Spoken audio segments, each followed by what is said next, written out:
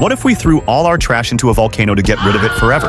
Many people think volcanoes would simply burn everything away, but science says that's not what really happens. So, what actually goes on? I'll explain. But if you're not a trash, tap the like button, hit subscribe, and share this fast.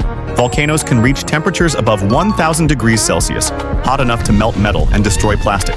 But burning waste releases dangerous toxic gases, and the real threat is pressure buildup. Dumping large amounts of garbage could even trigger powerful explosions. How many times did I say garbage?